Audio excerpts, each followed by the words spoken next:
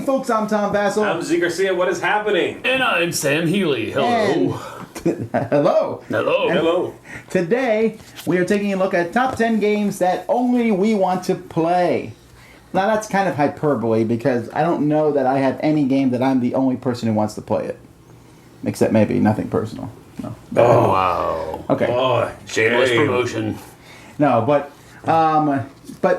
they're games that it feels like we're the only person who wants to play it. Right. I might say, hey guys, you want to play this? Or in my case, usually I don't even bring these games up anymore because I feel like most people don't want to play them. I can find some people to play them, but it feels like the majority of people, at least around here, aren't as interested in these games. Yeah. Right. For me, what I had to do is since I play with you guys and it's like a serious game group, and then I'll play sometimes with really casual groups of people who are not really gamers. I have to pick a game that fits one group or the other. Like, I either have played with friends and they're like, yeah, that's a no-go. Or I've played with you guys and it's been shunned, and so I might still play with them, but it's a game I have a hard time just getting to the table. I looked at my my collection and looked at games that I have usually been the champion of, so to speak, on many of our videos, but I don't hear a lot of other people talking about them at all. All right. Well, let's find out what these games are. I'm sure there'll be some debate. Yeah. Because, we'll find out. And what do you think there will be no crossover? I don't think you guys are going to cross over at anything on mine. I don't think you guys are going to cross over with anything on mine. No, All right, I we're don't calling think it so. 30 different games. Let's see if we're right.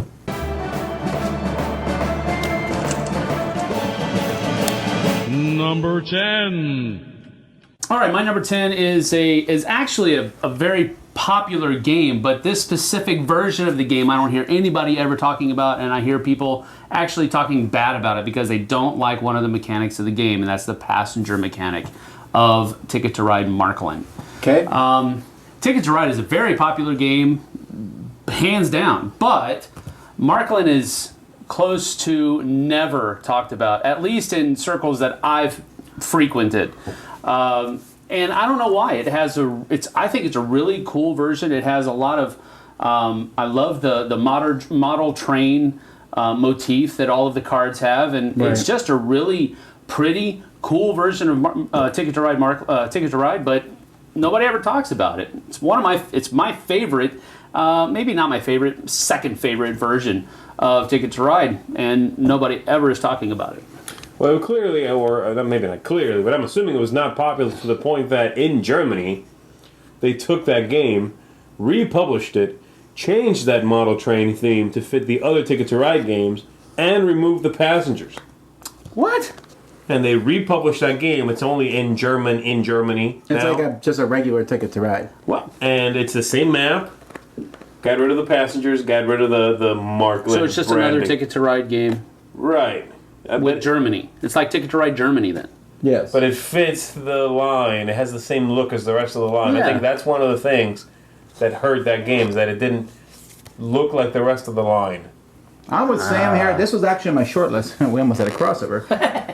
Because I know Sam likes it a lot, Yeah. but most people are like, I'd rather play regular Ticket to Ride or Europe. Always Europe. And there's lots of, it seems really good. When it came out, I remember everyone saying, woohoo, this is a cool version of Ticket to Ride, but... I originally got this one over Europe because it was so hyped up, and I was very happy with it. So Right. Well, all right, my number 10 is On the Underground. This is a game about going in subways in Europe, in London specifically, where you have this one passenger and you have to move him around to different places. He's a lazy passenger, and you play cards to make him go on your routes, because you're trying to make him go to a destination that uses your routes and you get points. I really enjoy it, although I like it best with 2 and 3. Have the hardest time getting anyone interested. The game itself kind of doesn't look that spectacular. And many of the people I played it with are kind of just ho-hum on it. And I'm like, what? It's fun. What's wrong with you guys? Really enjoy this one, but I sometimes feel alone in that regard. Yeah, I don't really like that game. Yeah. Have you played, Sam? I've played it a couple times way back when he first got the game, and I was probably one of those people that he said, "What's wrong with you two?" Actually, I said it a lot. All right, what's your number 10? All right, my number 10 is a small co-op game called SOS Titanic. Shocking. Oh, that's right. This one came in like when? And SOS Titanic, well, part of that is because it didn't have a massive release, but part of it is because, and this is going to be true for a lot of my lists on a lot of the games on my list are very polarizing. But this one's particularly polarizing because it's basically solitaire, like with a deck of cards, solitaire, but with a theme on top of that, and a couple of cards that have special powers and such. But you can definitely see through that veneer and tell, hey, this is like solitaire with a deck of cards. But you like it anyway. But I like it, yeah, because it's fun. I can play alone, I can play with someone else, and then you actually have powers that you can help each other, So there's a little bit more there than straight up solitaire. But people, you bring the game on and they go, ooh, Titanic, ooh, saving people. And then they go, wait a second, come on. It seems like he's arguing against his own game. These people seem to have solid reasoning. Oh, no, it's fine, and that's okay if people don't like the game because it is a very thinly modified version of a popular card game. I don't have a problem with that, In fact... But man, this game came and went. I remember everyone was talking about it, and I was like, oh, I guess I'll try it, and then I never heard about it again. Right. I like it, but I understand the complaint, so I'm not saying, what's wrong with you people, but I'm a big fan of it. SOS Titanic's a fun little card game. Number 9. My number 9 is kind of in a category. I almost wanted to say deduction games in general, because I have a hard time getting people like pumped about deduction games. Right. I'll pick specifically Sleuth. Because Sleuth is a very involved, heavy deduction game, and people usually aren't ready for that. Or the people who are ready for that, not real keen on playing with those people. Is that a bad thing to say, I guess? So basically, maybe. If you don't like it, what's wrong with you? And if you do like it, what's wrong with you? No, that's not what I'm saying. I just... Sounds like that's what you're saying. It is that. No, but most people aren't interested in because you'll say, oh, it's a deduction game. Oh, well, how long is it? Well, it might be 2 hours. And they're like, well, if you play with 5 or 6 players, it can be a long game. Maybe you're trying to say that deduction games tend to appeal to a certain kind of person that you are prone to not enjoy playing games with. Oh, that's what I meant. That was super PC, yeah. But no. I know what you mean, like Scotland Yard and that. There's like sometimes people like just they very long AP prone analysis paralysis or whatever. But there are some people, and I have played Sleuth with people and have enjoyed it. But it just seems like a game I never can get to the table. So my number 9 is Sleuth. All right, my number 9 is a game that I know you, Tom, did not like when it came out, but it's a very simple trick-taking game. It's called Fünf Gurken, or 5 Cucumbers. It's the pickle game. The pickle game. And this one I really like. Again, it sort of falls into the same category as SOS Titanic. It's based on a classic card game, a classic trick-taking game, themed, slightly modified. What is the trick-taking game it's based on? I forget what it's called, but it's... Is it called Boring? No, I think it's... Zing!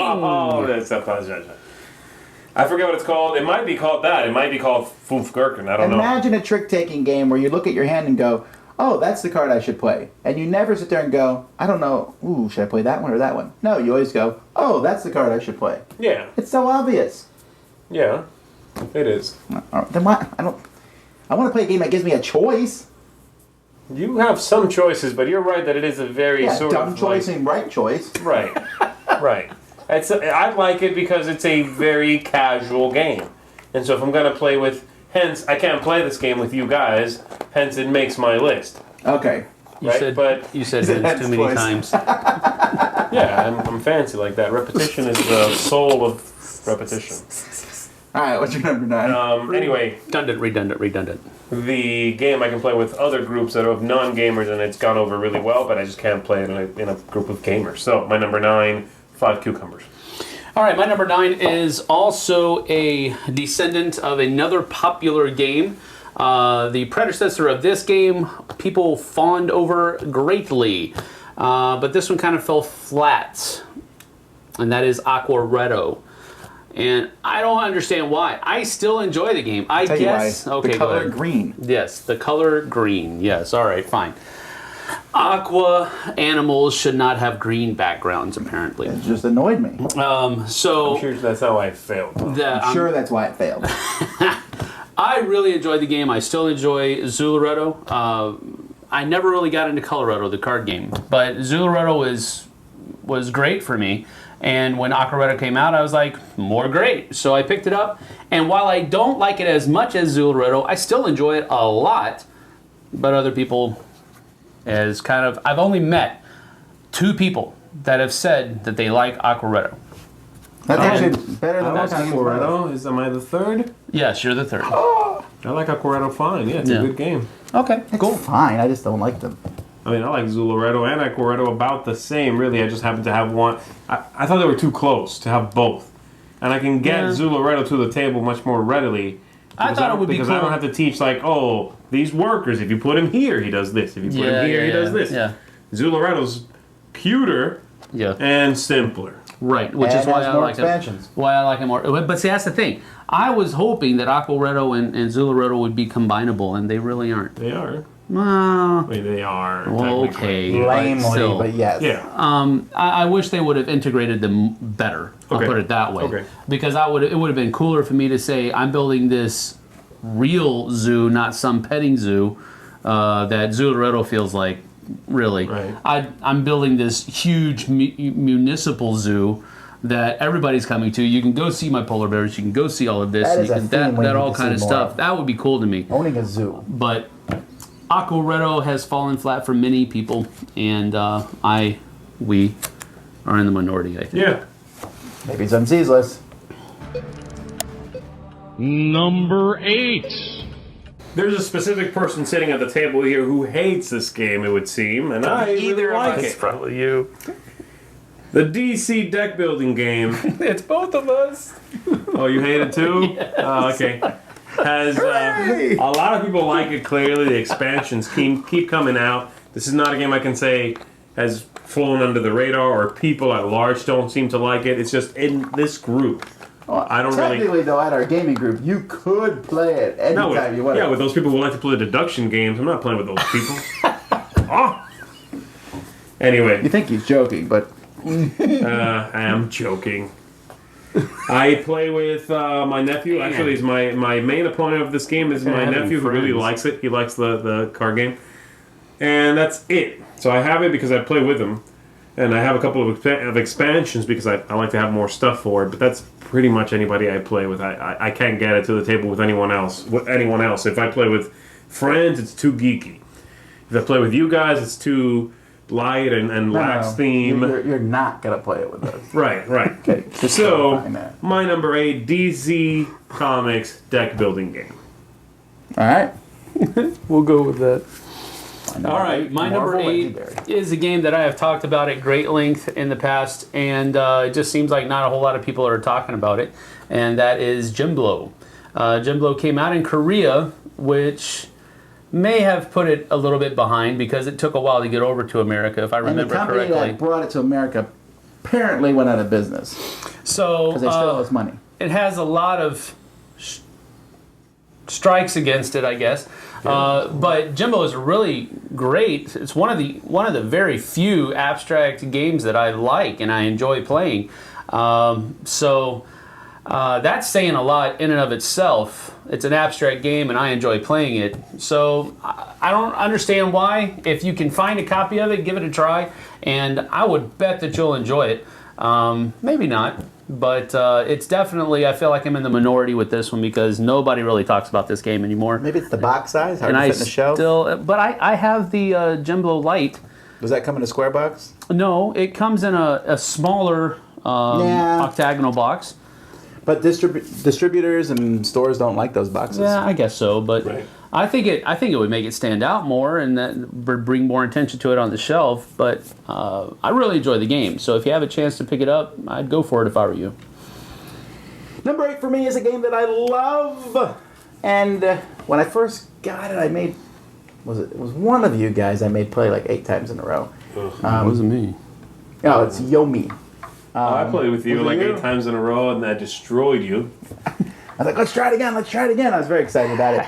And now it's like a game. And then Part of the reason I don't get to play it as much as I want to is because I don't feel like having to have the person I'm playing with go through the deck and kind of understand what the different cards do. Right. Because the basic concept's pretty simple.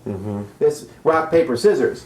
But then you add in the special cards, and then so it's kind of a weird game because people who would love the simplicity of the rock, paper, scissors thing get thrown off by the special cards. And people who like heavier games go, this is just rock, paper, scissors. Okay. Which is kind of true. So It's actually a really good choice. That might have made my list. And the thing that bothers me the most about that game is every time I want to teach that game, I have to show the person that it's like a regular deck of cards, and you have to put up with like the symbols from a regular deck of cards, which have no thematic tie-in to what's going on. Oh, well, hearts are this, and if you play the spades, do that. It's like, why? No one's playing poker with your deck of cards. this is my rant, man. Do like other things. No, don't make it a deck of cards. I hate that. Yeah, from it's so now hard on, to teach it. I'm going to not trash the game, but I'm going to yell very angrily in any review if you decide to take your game and put a deck of cards. You can also play this deck of cards. No one in the world does that. No one. There's already a company on Kickstarter produces a new deck of cards every day, right? There's these themed decks of cards. People don't even use those. They use regular decks of cards. Okay, sorry. Good. You got me started. Yeah. You owe me. Yeah. Number 7. All right, my number 7 is a tiny little game that I wish they would finally reprint, and maybe if they reprinted it in a bigger version, it would finally get some love. Pocket Rockets is my number 7, which I think is a really good game, but every time I bring it out, it's this tiny little box. It doesn't look like much, and it's hard to get people to pay it any attention is really ultimately the problem. It's actually smaller than a micro game nowadays, you know? Even micro games come in boxes bigger than that. Yeah, but it's a great game, and it's a game that could fit in a bigger box. It doesn't have to be that small, you know? But it's not been reprinted, and so we're stuck with this really flimsy, tiny box. Hard to get at any notice, so that's one of those games that I wish I could see in a beautiful new edition. Pocket Rockets, my number 7. If you come across it and you like card games, check it out. It's not as silly as it looks. There's some interesting rondel mechanisms in there. It's a pretty cool little game. My number 7, Pocket Rockets. Have you played it? No, I haven't. It's an interesting game. I actually have it in my collection, but only because it's so small I forget about it all the time. Yeah, that's what happens to it. I just pull out my drawer the other day like, oh, I got Pocket Rockets. Yeah. If they change the size of it, they'd have to change the name too, though. It's just no longer rockets. Pocket Rockets. It's just rockets. Wow, Rockets. All right, socket rockets. All right, my number 7 is from Level 99 Games, and that's 7-Card Slugfest. Now, this is a real-time game where everyone is playing things, and that right there keeps me from playing with a lot of people. I have a decent amount of real-time games that I've played. Most of the time I play them, I find them entertaining, and they're out. Because people who like to play real-time games usually tend to be people that don't like most of my other games. I don't know why that is. People who like real-time quick games, that's usually the style they like, and they're not as big of a fan of the slower-paced ones. My kids like things like that. But 7-Card Slugfest, I enjoyed it just because I love the theme of it. I love the Western brawl type feel. You're playing cards, trying to knock other people out, and different people, and each character was different. I enjoyed it, but man, it's such a very unique thing. Right. I need to find people who like different characters. I need to find people who like, real-time playing card games, and take that. And that combination is not that common. Sounds stressful to me. Yes, and I never even played it with you because I know you would hate it. Yep. And I figured you would like maybe parts of it, but not the whole thing. I don't like the real-time thing, yeah. Yeah, well, Melody likes it, so that's why I still have it in my collection.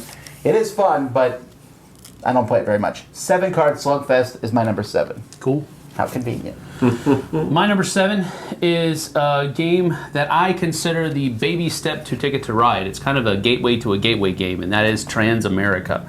I've used it a lot in my English classes in Korea to teach geography and stuff like that. He hates it, I know.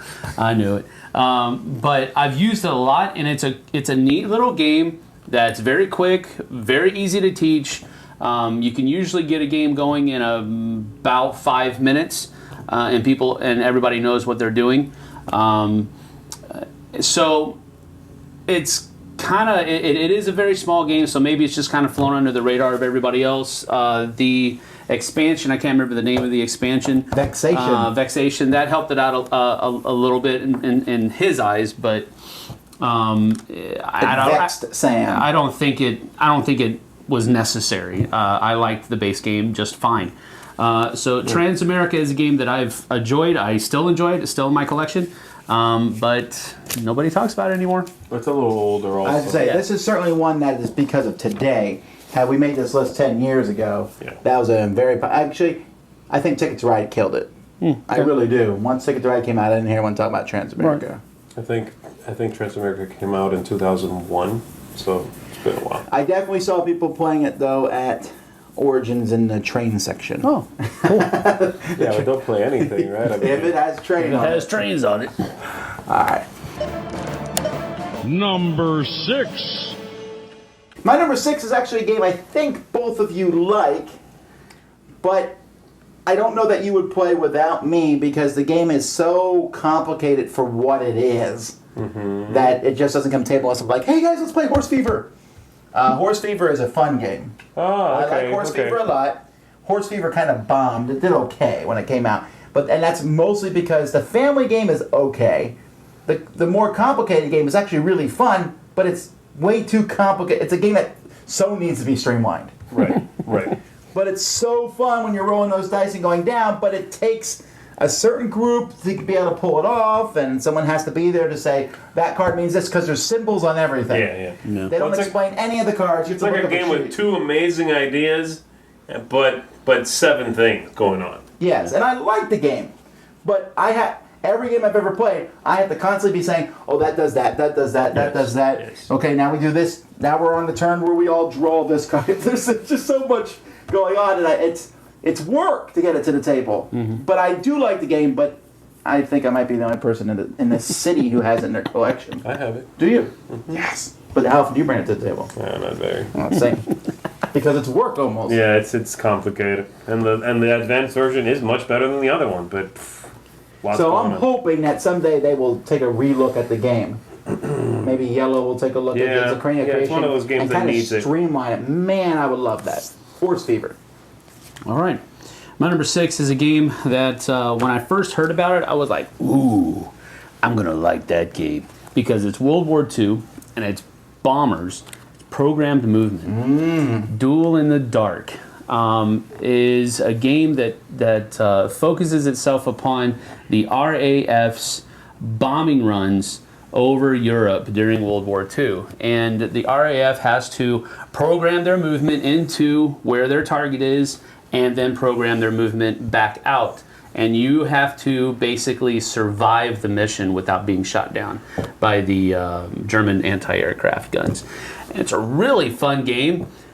Nobody talks about it, and I don't hear of anybody playing it anymore. But it's really cool. Has great components. Has little cloud tiles that you were able to set up on the board, and that helped you. And man, it was just really cool to play. And nobody likes it anymore. It seems it had the unfortunate timing when it came out during the 2 years that Z-Man produced like 60 games between 2 years, so it kind of got lost in that shuffle. Right. And because it's themed World War II, people are like, ooh, war game. Not a war game. not a war game. And then people who like deduction games are like, ah. Oh, those people again. We're back to No. But they're looking at it saying, oh, it's a war game. I'm not interested in playing it. Because it looks like a war game. Yeah, it does. So you're either going to avoid it because it looks like a war game, or you're going to play it and be disappointed, I think. Yeah, Right. unfortunate. It's my favorite war game. No, it's not. Ooh. Hey. All right, is it me? My number 6? My number 6 is a game I actually just played with you, Tom. Therefore invalidating it. Not like 3 days ago, but you had never played it before. And the reaction you gave me is the reaction I almost always get from this game. The game's called Havana. And it's a role selection game. That's right, I was falling asleep though. So Yeah, you were. So Z has now had that experience too in the game. Cool. That's good. From getting him falling asleep while playing, yeah. Yes. The game is a role selection game that I really enjoy. It's sort of like a Euro-ish Citadels, where instead of having a single character, you always have two characters in front of you, and every turn you replace only one. And so it allows for interesting combination, because if there's a character out there that you really want to hold on to from round to round, you can just replace the other character. And you have your own hand of characters. You're not drafting a single one from a communal hand.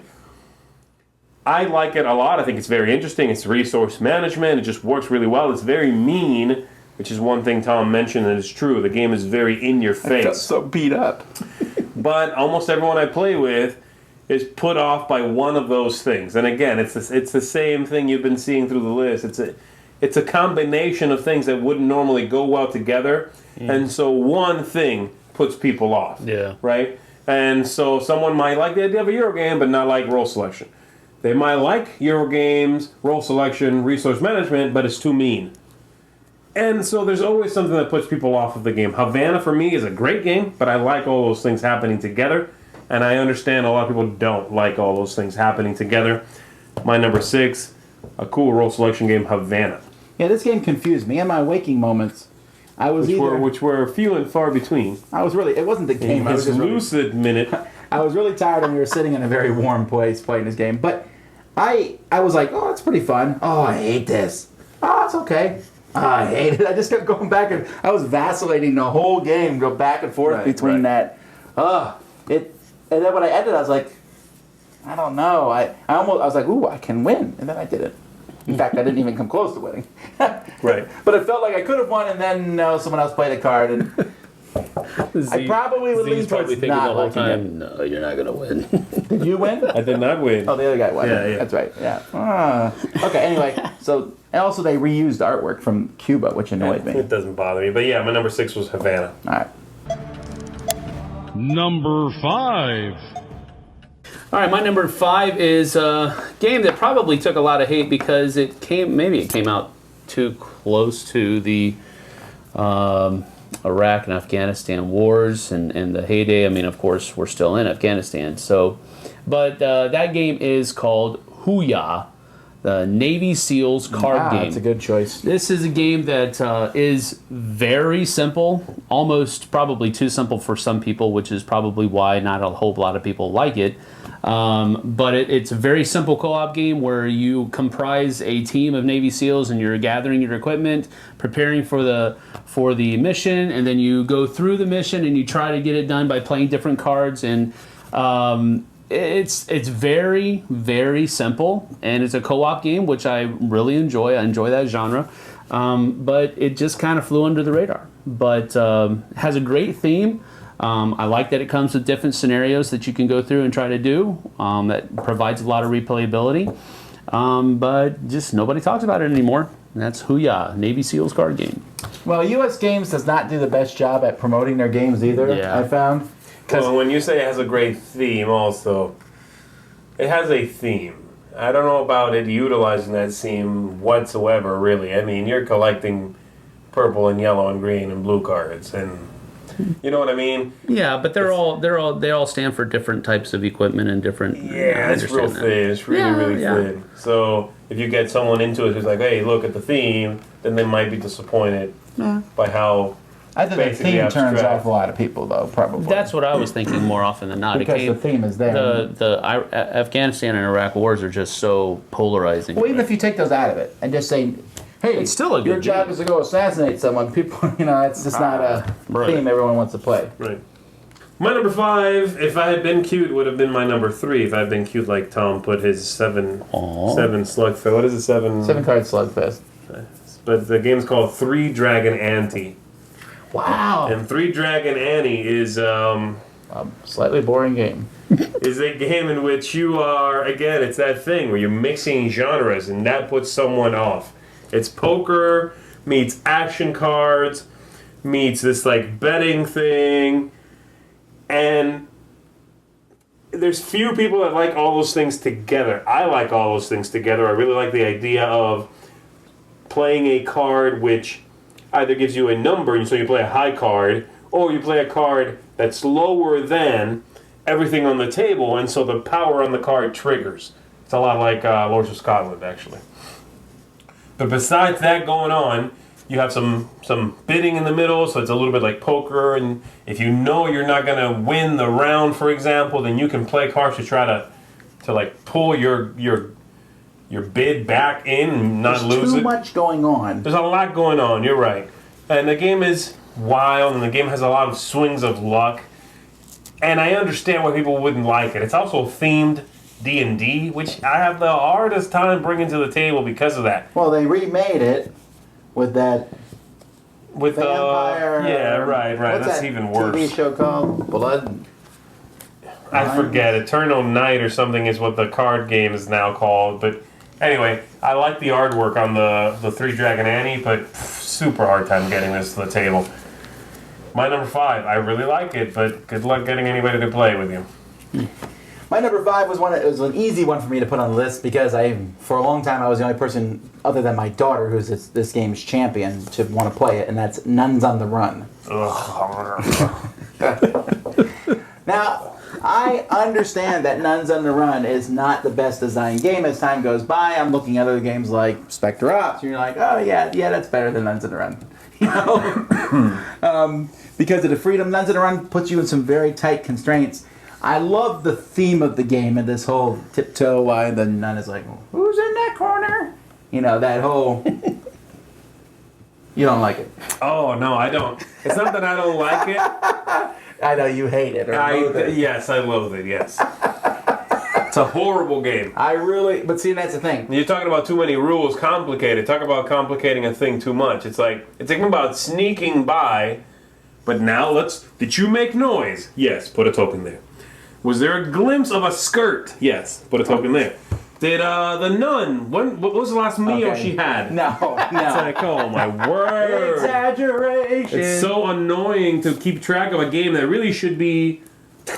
Ooh, what was that? I like it a lot. The problem is that it's very easy. It happens like 1 out of every 4 games to have a game where there's a runaway leader. And that just sours people on the game, you know. Or they get soured because they play with Z and he complains the whole time. I just didn't. That game didn't bring it for me. But definitely one that I feel alone in Nuns on the Run. Number 4. All right, my number 4 is another game that has programmable movement, which I usually don't like a whole lot. But this one made it for me because the dice you roll helps determine, or rather determines, the programmed movement of the asteroids as you are flying through this arena in a space battle with other pilots, and you're having to navigate around these asteroids, and it's asteroids spelled with the Y instead of an I. Well, you know what? That's why it didn't do well. That's probably... You spell your game wrong and people can't find it on the search engine. But this is a game that I had to work to learn how to like because I'm really not cool with the whole programmable movement thing usually. Back when this came out, the only other programmable movement game that I'd ever played was Robo Rally. And you all know how I feel about that game. He loves it. So, no. Not even close. You both said you love it. 2 minutes one. Don't like it at all. So, when Asteroids came along, programmable movement, I was like, I don't know about this. But we played it once, and I was like, nah, it's okay. Played it twice, nah, this is good.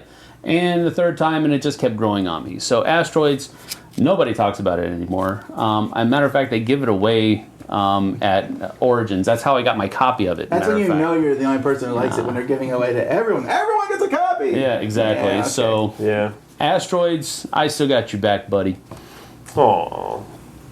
It's true friendship. All right, my number 4 is a game that actually most people, when they play it with me, like it, but I have a hard time getting people to play it because of one of the designers, who's Leo Calavini.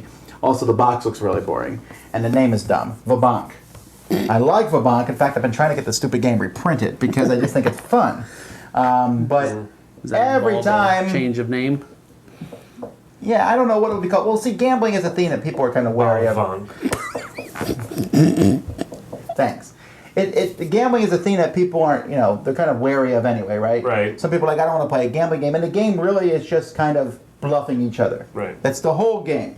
And I like it. Also, the fourth round involves such vast amounts of money, it almost makes the first 3 rounds not matter. Right. And I don't mind because it's a silly game. It works with 6 players. It doesn't take long. It's like 30, 40 minutes of a game that has paper money, and the components are like, they're okay components. And the whole thing, I don't know what it is, but I just have the hardest time getting it to the table. I always bring them like, ooh, a 6-player game, a fun game. And people are like, I don't know, because it looks boring. It does. It does. And getting people to play it, I mean, most people like it when they're done. But I just don't think most people like it enough that they want to play it again. It's just not memorable. I remember playing with you. I think I liked it, but you couldn't ask me how the game works right now. I don't remember it. It's a game I forgot. It's people forget it. And that's why it's not being reprinted, because even though I love it, I haven't found enough people who I don't think it would do well enough. Right. All right. My number 4 is a game that I believe I showed you, Tom. It's a game called Cryptos. And again, a deduction game. It's a game in which you are trying to figure out what people are holding in their hands of cards they are holding facing them, not out. And you're trying to, point at a card and say, this is this card. You have some information on the table to help you do that. You have some cards in that person's hand facing you now to let you do that. And the cards in each person's hand are in order. They're in order, right? They're color-coded and have a number. And so there's some information there. I think it's a really neat, it's like a filler deduction game, which appeals to me because I like deduction game in doses. You know what I mean?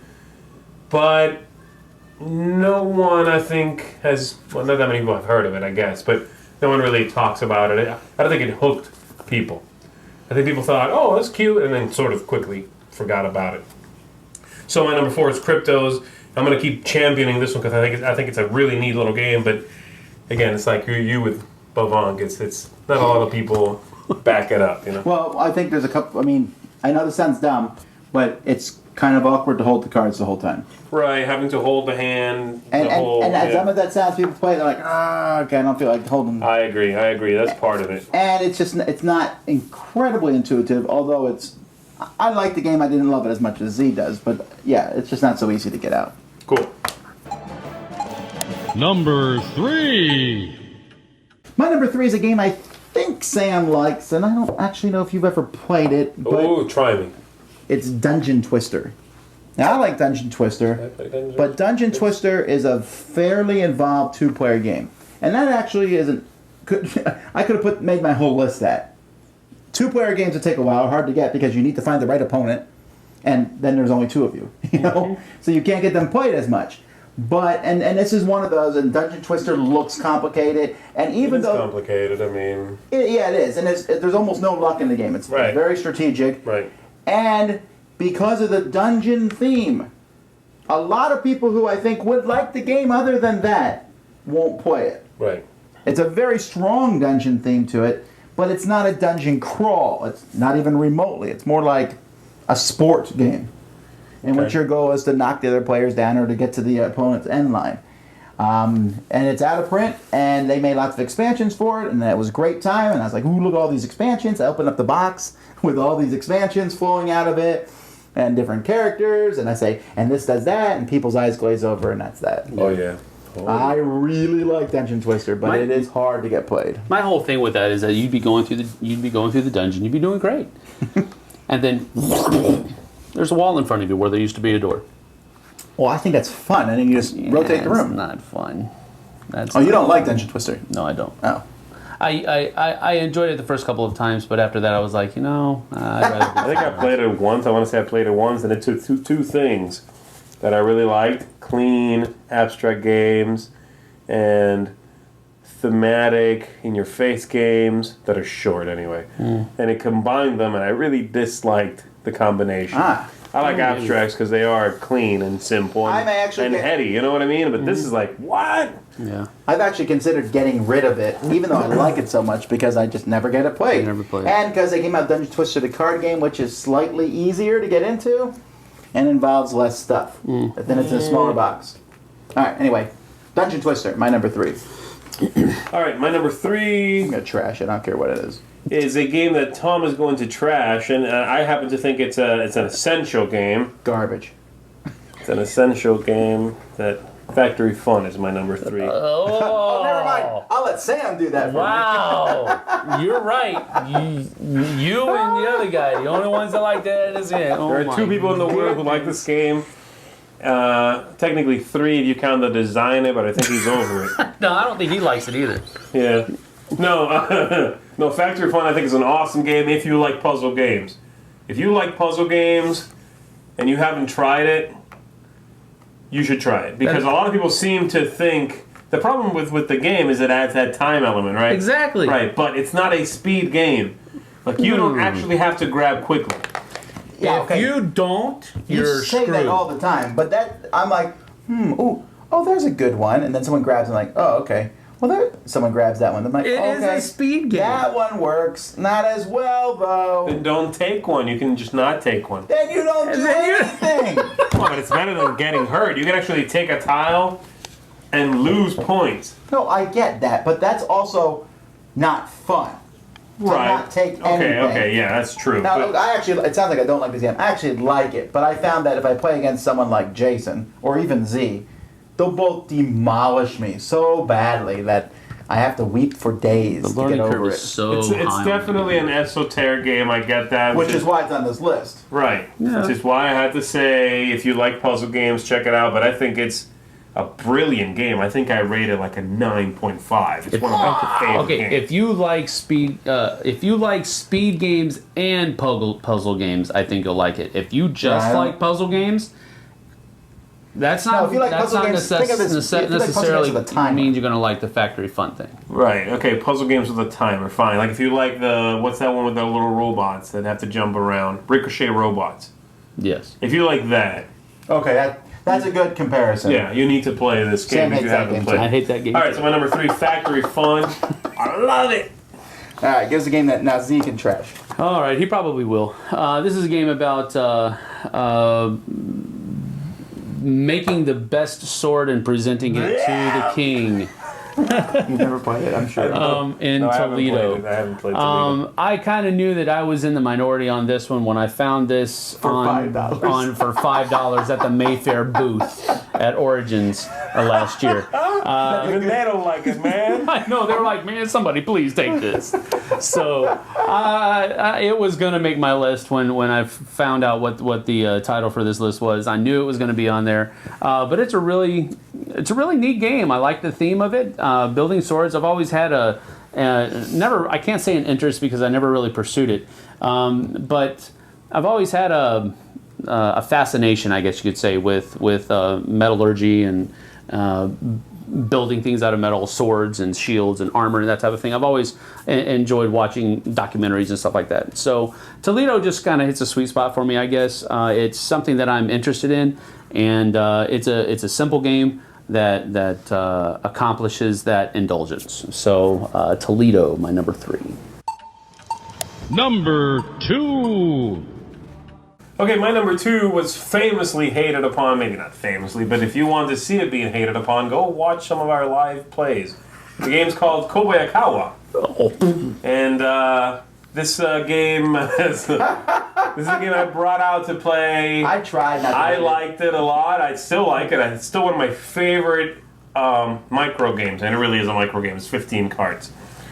But everybody I played with that day just hated it either right off the bat or tried and then hated it. I did try to like it. I played with many people. I actually play this with family and friends. Actual real friends who like it. I'm with you there.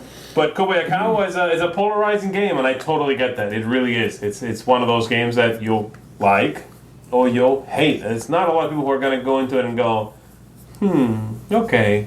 No, it's either that's a really neat game with very few components. Like it does something this other game does with a lot, but with a little. Or you go, there's no game here. No, you actually go, where's the fireplace so I can throw it in there? Right. Yeah. Which is, where this is to keep us warm. I don't think we have those in Florida. But all right. So, Kobayakawa, my number 2. Called outside. Look into a review of it, or, check it out before you jump out and buy it. But I think it's brilliant, and I really, really like it. my number 2. All right. Don't do it, people. All right, my number 2 is a game that I think has the theme an underutilized theme, even within war-ish type games, and that is Batu Storm of the Horse Lords. The theme of the game You like is this game that much? well, I like it. Yeah, No, he said these are games that people don't play. I mean, but nobody plays it. It's 2 also. Well, yeah, I like it, but it's the way I built my list. I guess we didn't really explain this. Was I built mine correctly. So. oh, wow. Least number 10 was the one that probably more people like. Okay, that's fine. Number That makes 1 sense. is the one that's. I'm pretty sure I'm the only one that likes it. Got it. You know. So anyway, I really enjoy Batu Storm of the Horse Lords. It's a really cool theme. It has a lot of neat mechanics. If memory serves me correctly, it has a modular board setup of the different sections of the city that you're attacking, and as you go in, you can flip over other tiles that have different. Like thresholds, right? I guess so. Yeah, you could say that. But it's a game that I really enjoyed, and I guess maybe I was more intrigued with it just because of the theme, because I just don't see a lot of games with Genghis Khan. It is a cool games. theme. It is a cool theme. But I was intrigued with it from the very beginning, and I've stayed with it. But I don't even see it anywhere. No, that was Let company alone. came. I owned it for a while. I bought it and the expansion together was for it $5. Red Juggernaut or something like Yeah, that? that was their only game. They were at Origins and they showed up 2 years in a row. First year to show the game, second year to show the expansion. And That was it. Wow. Well, it's a really cool game. Go out and check it out. Play before you buy. Batu Storm of the Horse Lords. My number 2 is an expansion for a game that I just want to play all the time. And Garbage. I just can't do. Well, you guys aren't a big Talk fan about of the... breaking the rules, man. No. Well, let me explain. First of all, you guys don't want to play the regular game, which is Werewolf. All right, I like I want to Werewolf. play Werewolf. What does that play? I don't wanna play Werewolf. He doesn't want to play Werewolf. Yeah, so we don't You find play Werewolf okay. I like... Oh, actually, you like Werewolf. Okay. I love Werewolf. The problem with Werewolf, and that you'll find, is when you play it, there's always new people in the group. So you say, okay, we're going to play with just the seer and just this. And after time, you can add in these other roles. Right. But Ted Alspach made this expansion for it called Artifacts. I like Artifact. I really like Artifacts, and I never play it because every time there's someone who's not going to be able to handle the expansion. Because Right. Artifacts gives you an extra card. That's an artifact card that you can use. Like it's really fun because even if you're a boring villager, you might have a something card to that, do, like right. one you can say, I look at a Hez card. Or, it might even turn you into a werewolf. Or there's all kinds of weird things Next that time they you do. play Werewolf, if you use this expansion, I'll try it. All right. It's good stuff because it really That livens sounds up. actually kind of fun. Yeah, it gives you something to do. Werewolf, that's the Right. one complaint. It's like, well, you just I'm gonna sit there and here. you do nothing. Having a little like an ace up your sleeve. Yeah. This is what this expansion I feels know, like. I know something you don't know. Yeah, it's good. It's right. good. The problem is, though, it adds a slightly higher level of complexity. And every time people are like, oh, can we just play basic werewolf? No. Fine. That's real simple. No. we're going to play this. If you don't want to play this, go somewhere else. Go play some Markland. That's what you tell them. All right, fine. I'm going to bring this to Dice Tower Con. Maybe we'll get it. All right, let's go for it. Dice Tower Con might happen. All right. Anyhow, that's my number 2. And finally, number 1.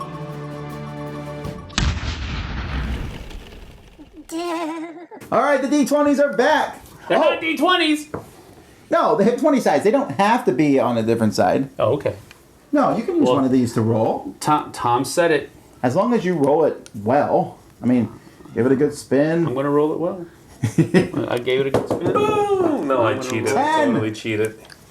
All right. 8. Yes! And an 8 is 18. It's math. And that it's was a real roll, math. people, so shut it. All right, who goes first? Let's go down the line. All right, here we go. My number 1. Hang on. Man, I've been really... You trying to guess? Yeah, It's a because- trick-taking game. A trick-taking game. Can't be Dave and Goliath. that I like. Oh, Trumpet. No. I have no idea. That would probably be okay too, but it's so old, people just don't know of it. Okay, This a is not new old. trick-taking game? It's a game I played, I really liked, and you and Sam, I think, played, and both disliked quite a bit. This is like a theme with us. It's very recent. I don't remember it. Go ahead. I Wait, is it a don't remember it complicated at all. trick-taking game? Not really, I don't think All right, so. what is it? It's called Gone Viking.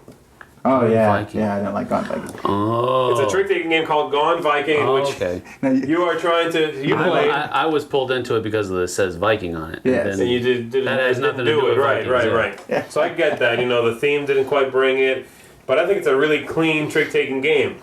It manages to both add special cards, add abilities that the players might be able to trigger, and yet run into zero timing issues.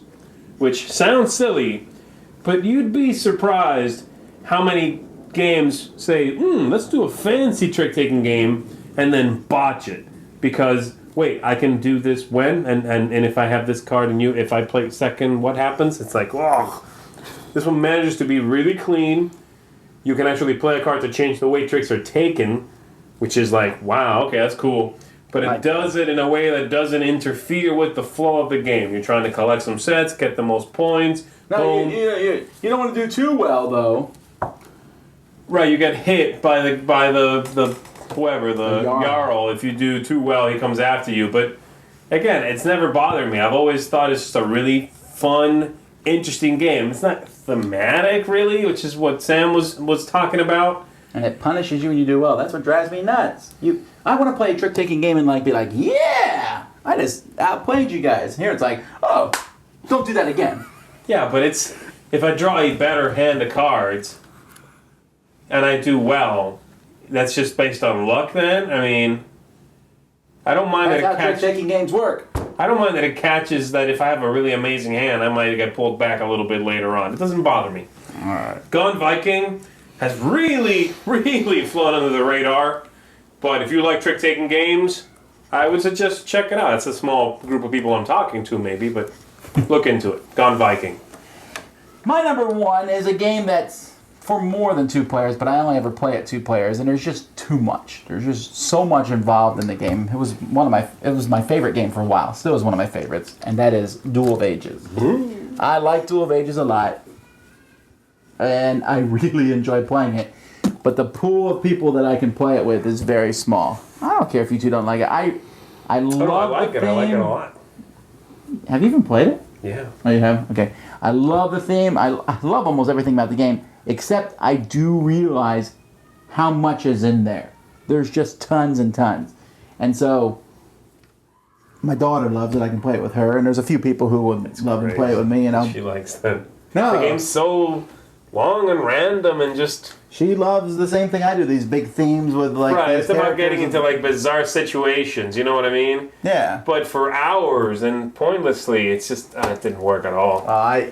Sam's feeling me on this. No, but again, that's why it's number one on my list. I love the game, but I realize that the pool of people for it is smaller. I mean, the game hasn't sold. I mean, enough people apparently liked it that it got a reprint, right? It did, and it has this really hardcore Following, fan yeah, club, right. of which I'm one of those, and I love it a lot. But that's not a very big group of people, so that's Duel of Ages. Cool.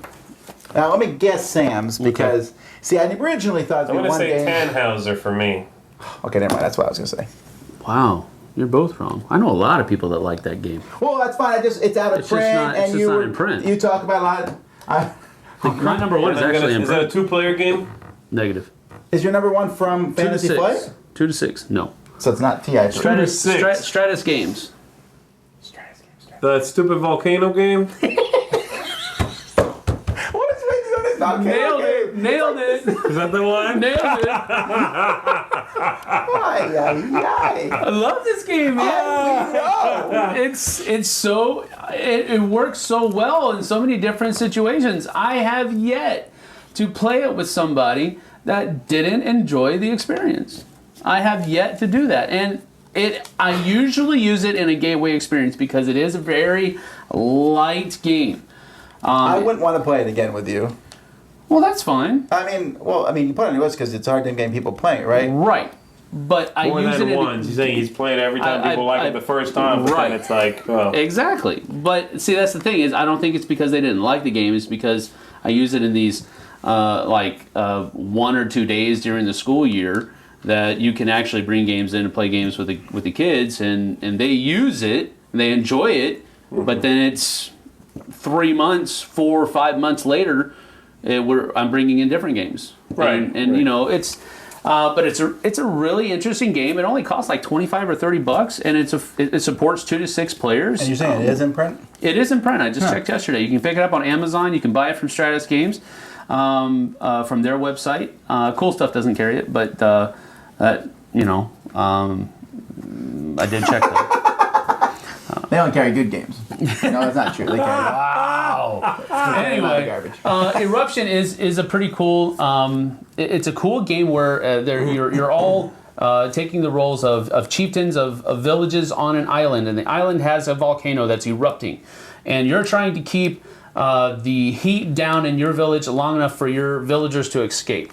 And so it has a take that aspect to it while you're with playing tiles and with some cards that you can play from your hand. So there's kind of a double aspect there. So if you don't like take that, I can understand you not liking the game, because that is kind of one of the main core mechanics of the game is well, I'm sending the lava flow your way, you know, take it, you know, that type of stuff. So I think it's a really, really neat game. It's very light, very easy to teach. It doesn't take very long at all. Eruption, my number 1. Tell us in the comments, would you play these games with us? Or what are games that you have that you can't get anyone in your group to play? You know? I think ultimately what we can take away from the list is that if you get too creative and start mixing too many genres, you're going to start splitting your pool of players. Yeah, probably. You have to find more and more specific people that like deduction and war. But you may not care. Some of these companies, like for example, my number 1, Duel of Ages, I'm pretty sure he didn't care that it didn't reach a wide audience. He wanted to reach an audience that loved the game. Right. And that's the way a lot of these are probably. Mm-hmm. Some of them, I'm sure, wanted to be much bigger than they were. Right. But anyhow, thanks for watching. I'm Tom Vasel. I'm Zee Garcia. Thank you. And I'm Sam Healey. See you on the flip side, folks. Yeehaw.